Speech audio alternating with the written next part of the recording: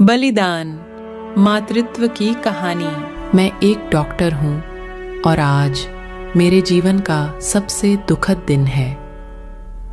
एक डॉक्टर के रूप में मैंने कई गर्भवती महिलाओं का इलाज किया है और जब भी मैं प्रसव कक्ष में होती हूँ तो मैं भगवान से सभी माताओं की रक्षा और आशीर्वाद की प्रार्थना करती हूँ। नए जीवन को दुनिया में लाने वाले इस पवित्र काम में होने वाली पीड़ा में एक महिला का दर्द असहनीय होता है और इसमें सिर्फ 9 महीने तक बच्चे को गर्भ में रखना ही शामिल नहीं होता है, बल्कि एक नए जीवन का जन्म भी होता है। आज हम फूट फूट कर रोए। हमने एक महिला को, एक माता को खो दिया। हम भगवान को इसलिए तो याद नहीं करते, बल्कि इसमें भगवान को पूछते हैं कि इस महिला को ऐसी हालात में क्यों डाला। वह 14 साल तक बच्चे पैदा करने से वंचित रही और हमने इंजेक्शन और कृत्रिम गर्भाधान सहित सभी उपचार आजमाए। अंततः ईश्वर की इच्छा से उसने चिकित्सा और विज्ञान के सभी नियमों का पालन किया, भले ही उसके अंडाशय पर एक बड़ा ट्यूमर हो।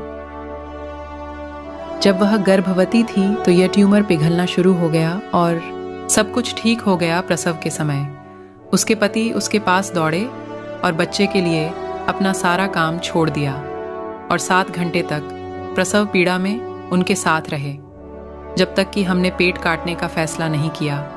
उन्होंने अपने बच्चे को गोद में लिया और मुस्कुराए और फिर चले गए। मां की मृत्यु हो गई और बच्चा जीवित रहा। उसकी मृत्यु की खबर से उसका पति बेहोश हो गया। ये खुशी का दिन त्रासदी में कैसे बदल गया। कृपया महिलाओं का सम्मान करें, क्योंकि वे आपको एक नया जीवन देने के लिए मर रही हैं। वो उस अशनीय दर्द से गुजराती है जो 9 महीने तक चलता है और घंटों तक प्रसव पीड़ा सहते हैं और अपने बच्चे को पालने में लंबी रातें बिना सोए बिताती हैं। यह सबसे बड़ा बलिदान है। यदि आप किसी भी कारण से अपनी माँ से बात नहीं करते हैं या नाराज हैं, तो कृपया अभी जाकर उनसे संपर्क करें। महिलाओं के प्रति अपना प्यार दिखाएं और उनका सम्मान करें। हमेशा की तरह पूरा वीडियो देखने के लिए आपको धन्यवाद दोस्तों। उम्मीद है यह कहानी आपके दिल को छू गई होगी। ऐसे ही सीधे दिल को उतरने वाली कहानियां सुनने के लिए आप हमारे YouTube चैनल को सब्सक्राइब जरूर करें, ताकि जब भी ऐसे कहानी वीडियो आए तो सबसे पहले आप तक पहुंचे। आपका दिन शुभ हो। धन्यवाद। माँ से नफरत। मुझे बहुत दुख हुआ जब मेरी माँ ने मुझे स्कूली शिक्षा के लिए मेरी मौसी के घर भेजकर मुझे मेरे पिता से अलग कर दिया। 6 साल की थी और मुझे पढ़ाई से जैसे नफरत सी थी।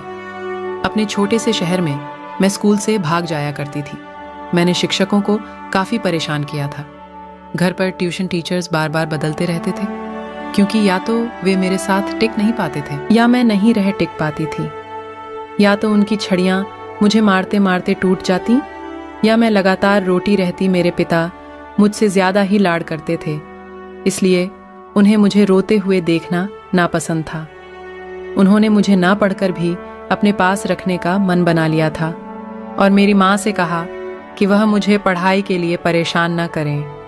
हालांकि मेरी जो इतनी जल्दी मेरा सामने हार नहीं मानना चाहती थी, इसलिए उन्होंने गुप्त रूप से मुझे मेरी मौसी के घर भेजने की योजना बनाई, जो एक अलग शहर में रहती थी।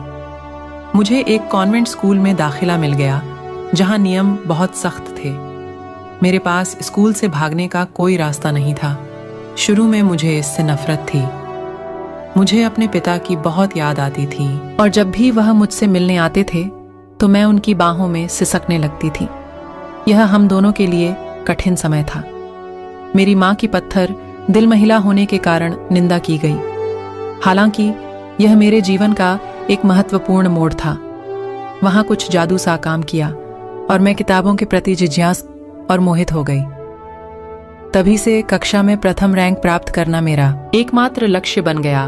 मेरी माँ के प्रयास मेरे लिए छुपे हुए आशीर्वाद साबित हुए। अब मैं बचपन में इतने कठोर कदम उठाने के लिए अपनी माँ की आभारी हूँ। दोस्तों, कहते हैं पूत कपूत हो सकते हैं, पर माता कभी कुमाता नहीं होती।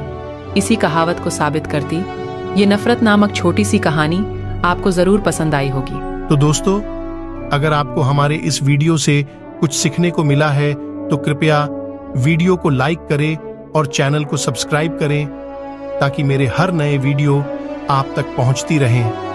आपका दिन शुभ हो। धन्यवाद। पहेलियों की कहानी। काव्या एक आइसक्रीम की दुकान से आइसक्रीम ऑर्डर कर रही थी। वो जहां खड़ी थी वहां से थोड़ी ही दूर रास्ते पर एक चमाचाती कार आकर रुकी। इस कार में से एक कपल बाहर आए जो पास के मॉल में जाने लगे। उस महिला की नजर आइसक्रीम ले रही काव्या पर पड़ी। वो उसके पास गई और उसके कंधे पर हाथ रखकर बोली, अरे काव्या, तू कितने सालों के बाद मुलाकात हुई है हमारी। काव्या ने उस महिला को पहचान लिया। वो कोई और नहीं, उसकी कॉलेज की सहेली कविता थी।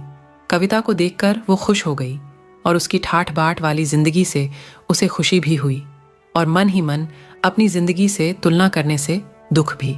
कविता ने उससे उसके हालचाल पूछा और वो वहां क्या कर रही है वो भी।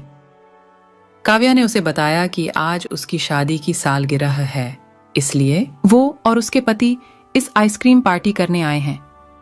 काव्या की बातें सुन कविता ने अचरज से कहा कि क्या तुम आइसक्रीम खाकर अपनी एनिवर्सरी मनाती हो? काव्या ने दुखी मन से हाँ, हमारी फाइनेंशियल कंडीशन इतनी अच्छी नहीं है, इसलिए हमें सोच समझकर ही खर्चा करना पड़ता है। कविता ने अपनी बड़ाई मारते हुए कहा कि उसका पति उसे एनिवर्सरी पर लंदन ले गया था।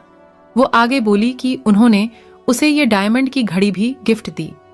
अपनी घड़ी दिखाने के लिए जब उसने अपना हाथ ऊपर उठाया तो उसके हाथ में वो घड़ी नहीं थी। वो डर गई और अपनी घड़ी पर्स में खोजने लगी, लेकिन वहां पर भी घड़ी नहीं थी। इसलिए उसने पास में खड़े अपने पति को घड़ी खो जाने की बात करी। तब उसका पति उस पर गुस्सा करने लगा और उसे और उसके माँ बाप को भला बुरा कहने लगा। फिर गुस्से में उसका पति घड़ी खोजने ले लिए कार की तरफ चला गया। काव्या ये सब हैरानी से देख रही थी। उसने कविता से पूछा कि उसका पति उसे कैसे बात करता है। कविता ने आंखों में आंसुओं के साथ कहा कि उसके ससुराल वाले रिश्तों से ज्यादा पैसों से प्यार करते हैं। काव्या को कुछ दिन पहले की बात याद आई जब उससे नया मोबाइल गलती से टूट गया था। उसने डरते डरते अपने पति से बोला तो उसके पति ने स्माइल के साथ उसे समझाया कि डरती क्यों हो, मैं इसे रिपेयर करवा दूंगा। उसने आज जो कुछ देखा और महसूस किया था, उसने उसे अपनी जिंदगी को पॉजिटिव दृष्टिकोण से देखना सिखा दिया।